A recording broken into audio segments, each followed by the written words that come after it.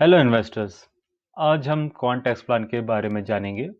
ये एक रिक्वेस्ट थी हमारी एएलएसएस वीडियो में और इसका रीज़न इसलिए है क्योंकि ये फंड पिछले एक साल में बहुत ही अच्छा परफॉर्म किया है। जैसे कि आप देखेंगे इस ग्राफ से कि अगर आपने 100 रुपीज़ इस फंड में मार्च 24 को डाले होते तो आपका अप्रैल 30 तक का पोर्टफोलियो 278 रुपीज़ पहुंच गया होता।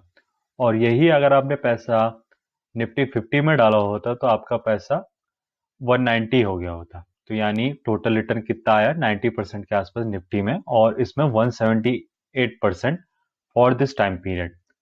ये एक टेक्निक बहुत सारे फंड हाउस यूज करते हैं कि ऐसे इक्विटी प्लान्स में छोटा सा पीरियड मेंशन करते हैं, और ये पीरियड लगभग एक साल से जस्ट ज़्यादा है। और मैं हमेशा से यही सजेस्ट करता आ रहा हूँ कि अगर आप कभी भी किसी भी इक्विटी प्लान में इन्वेस्ट करते हैं तो उसका एटलीस्ट 5 साल का परफॉर्मेंस देखिए कि कैसा आया है, और वो परफॉर्मेंस कंसिस्टेंट होना चाहिए। ऐसे बीच में बहुत सारे साल आएंगे जिसमें वो फंड टॉप पे आ जाएगा, लेकिन अगले साल ही जब आप उसमें इन्वेस्ट करते हैं तो वो फंड नीचे जा सकता है। अगर हम इसी फंड का अब बाकी टाइम पीरियड्स में इन्वेस्टमेंट रिटर्न देखेंगे तो आप देखेंगे इसने बेंचमार्क को हर बार आराम से बीट किया है, चाहे वो 1 साल हो, 3 साल हो, 5 साल हो, या फिर आपका 6 महीने का पीरियड हो। लेकिन इंसेप्शन पे देखेंगे तो इंसेप्शन में इतना ज़्यादा अंतर आया नहीं है। आपका बेंचमार्क का रिटर्न 13.19% था और इस स्कीम का 14.42% था। तो आप सोच रहे होंगे कि ऐसा कैसे कि निफ्टी 50 का रिटर्न आपका 11.31 है और बेंचमार्क का रिटर्न 13.19 है। तो इसका बेंचमार्क के रिटर्न के अंदर जो भी डिविडेंड आता है उन स्टॉक्स में, वो भी री इन्वेस्ट होता है। तो अगर आप वही पैसा री इन्वेस्ट करते हैं तो आपका रिटर्न हम ऑटोमेटिकली बढ़ जाएगा। तो आपको बेंचमार्क का रिटर्न टोटल रिटर्न इंडेक्स पे होता है कि वो डिविडेंड भी आप दोबारा इन्वेस्ट करते हैं उन्हीं स्टॉक्स में जो उस फंड के अंदर है। अगर आप इसका एक्सपेंस रेशियो देखेंगे तो आप देखेंगे रेगुलर का एक्सपेंस लगभग 2% ज़्यादा है डायरेक्ट से, क्योंकि म्यूचुअल फंड मैनेजर्स को भी पता है कि ये फंड पिछले एक साल में बहुत अच्छा परफॉर्म किया है, तो बहुत आसानी से बिकेगा। तो वो डिस्ट्रीब्यूटर को इंसेंटिवाइज करना चाहते हैं कि वो ज़्यादा से ज़्यादा इस फंड को बेचें। और अगर आप इसमें डायरेक्ट रूट के थ्रू इन्वेस्ट करते हैं कि आपको खुद से पढ़ना आता है, तो ये फंड काफ़ी चीप है कैटेगरी के हिसाब से। अगर हम इसके बाकी चीज़ें देखें तो ये जैसे कि ये एलएसएस है तो 3 साल का आपको लॉक इन रखना ही पड़ेगा। अब इस फंड में क्या चीज़ मुझे खराब लगती है, पहली बात कि इसका पोर्टफोलियो टर्नओवर रेशियो देखिए, तो वो है 4.39 टाइम्स। यानी कि ये फंड टोटल साल में लगभग 4 बार से ज़्यादा चर्न करता है। यानी कोई भी एक होल्डिंग इसमें at an average around 3 month से भी कम रहती है। तो ये इक्विटी इन्वेस्टमेंट है, ये एक ट्रेडिंग इन्वेस्टमेंट नहीं है। ये एक इन्वेस्टमेंट की तरह है, ना कि ये स्पेकुलेटिव बिहेवियर इस फंड मैनेजर को शो नहीं करना चाहिए। तो ये पोर्टफोलियो टर्नओवर रेशियो 4.39 का मतलब ये होता है कि जो फंड मैनेजर है वो बेट लगाया जा रहा है कि कौन सा स्टॉक अच्छा परफॉर्म करेगा या नहीं करेगा, और जैसे ही वो थोड़ा खराब परफॉर्म करता है तो बेच देते हैं। और अगर आप 4.39 टाइम्स साल में फंड को टर्नओवर करते हैं तो मान लीजिए आपको उतने ज़्यादा ही अपॉर्चुनिटीज़ ढूंढनी पड़ेंगी, और जैसे जैसे आप ऐसे स्टॉक्स बढ़ाते रहेंगे तो आप अच्छे से किसी भी स्टॉक को रीड नहीं कर पाएंगे कि वो फ्यूचर में उसके क्या प्रोस्पेक्ट हैं। और दूसरी चीज़ जो मुझे ख़राब लगी कि उन्होंने बेंचमार्क निफ्टी 50 टीआरआई लिया है, जबकि अगर आप इसके टॉप 10 होल्डिंग्स देखेंगे तो उसमें बस आईसीआईसीआई बैंक, सन फार्मा और इन्फोसिस ही निफ्टी 50 में है। बाकी जो 7 हैं वो निफ्टी 50 का कंस्टिट्यूएंट नहीं है। तो जो बेंचमार्क है वो फंड को आइडेंटिफाई या फिर रिप्रेजेंट नहीं करता है। तो ये इसका बेंचमार्क एटलीस्ट मेरे हिसाब से तो निफ्टी 250 होना चाहिए, क्योंकि इसमें बहुत सारे मिड कैप फंड्स भी हैं। हाँ, मानता हूँ कि इसमें थोड़े कम स्मॉल कैप फंड होंगे, लेकिन एटलीस्ट निफ्टी 250 जो कि मिड कैप तक कवर करता है, वो इसका बेंचमार्क इंडेक्स होना चाहिए। नॉर्मली अगर आप देखेंगे तो हिस्टोरिकली निफ्टी 50 का रिटर्न आपके निफ्टी 250 से कम होगा, क्योंकि निफ्टी 250 में ज़्यादा रिस्क है। तो अगर ये आप बेंचमार्क ऐसा लेते हैं कि जिसका रिटर्न कम हो, तो आप दिखा सकते हैं कि आपका फंड बहुत ही अच्छा परफॉर्म कर रहा है। तो ये एक सही बात नहीं लगी मुझे इस फंड के बारे में। अगली बात, आप देखेंगे कि इसका रिटर्न पिछले 1 साल में बहुत ज़्यादा है, तो उसका कुछ रीज़न है, जैसे कि फार्मास्यूटिकल इंडस्ट्री में और हेल्थ केयर सर्विसेज में इसका अराउंड 25% इन्वेस्टमेंट है। और आपको पता ही है किस कोरोना क्राइसिस के कारण ये दोनों सेक्टर काफ़ी आगे गए हैं। और इसके अलावा इसने बहुत सारे जो अभी करंटली कमोडिटी प्लेज हैं, non ferrous metals, chemicals, ferrous metals, इन सब में भी इसका काफ़ी इन्वेस्टमेंट है। क्योंकि अभी आप देखेंगे मार्केट में तो कमोडिटी के प्राइस बढ़ते जा रहे हैं। और आप ये भी कह सकते हैं कि ये फंड ऐसा था कि जिसने बहुत पहले ये थीम कैच कर ली। लेकिन आप ये भी कह सकते हैं कि ये लकी भी थे।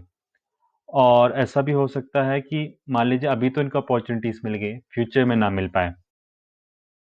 और आप जो भी रिटर्न कमाते हैं, वो पास्ट रिटर्न्स में नहीं कमाते हैं, वो आपके फ्यूचर प्रोस्पेक्ट के हिसाब से कमाते हैं। तो अगर आप मान भी लीजिए कि इसके जैसे बैंकिंग इंडस्ट्री में जो इन्वेस्टमेंट है वो ग्रो कर सकते हैं, क्योंकि लोग ज़रूरी है कि कुछ क्रेडिट लेके कुछ ना कुछ चीज़ें खरीदेंगे, बहुत पेंट अप डिमांड है। लेकिन अगर आप देखेंगे तो इसमें बहुत सारे साइक्लिकल इंडस्ट्री हैं।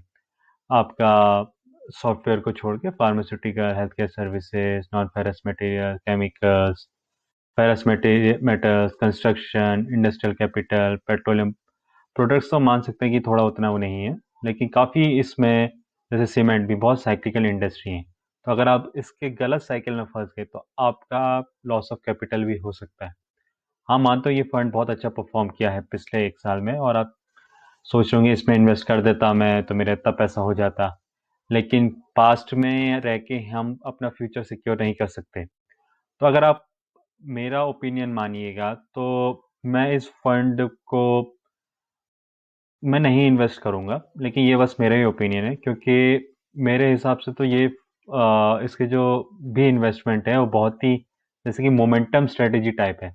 मानता हूँ कि ये ग्रोथ ये सोच रहे होंगे कि ये ग्रोथ कैप्चर करेंगे, लेकिन मेरे हिसाब से ग्रोथ स्टॉक्स वो होते हैं जो काफ़ी सालों तक ग्रोथ दें, यानी ना कि 3 महीने में ग्रोथ करें और फिर जाके उसको स्टॉक इस फंड से निकाल लिया जाए, जो कि ये फंड मैनेजर कंटिन्यूसली कर रहा है। और देखिए, अगर हम इसकी कंसिस्टेंसी की बात करें तो ये वैल्यू रिसर्च साइट है, ये बहुत ही बढ़िया साइट है। इसमें आप जाके कोई भी फंड का चेक कर सकते हैं।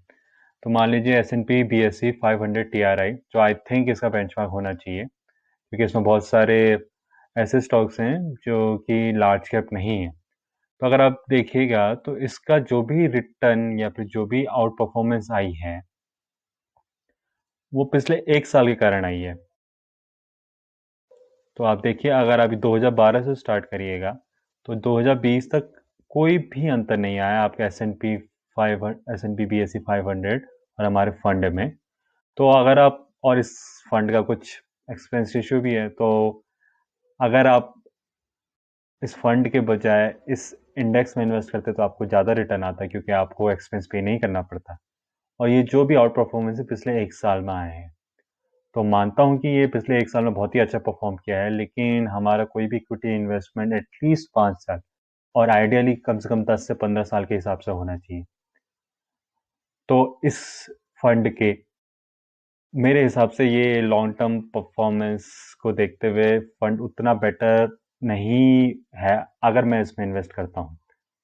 अगर आपका पैसा है तो आप भी बहुत ध्यान से इन्वेस्ट करिए, क्योंकि आपका पैसा है, आपको उसको ग्रो करना है, आपको उसको रिटायरमेंट के लिए यूज़ करना है। और अगर आप इसके पोर्टफोलियो को देखते हैं तो कोई भी पीई फाइनेंशियल को हटा दीजिए। फोर्टिस हेल्थ केयर तो लॉस मेकिंग कंपनी थी बहुत टाइम तक। स्टाइलम इंडस्ट्री का पीई 66.78 है।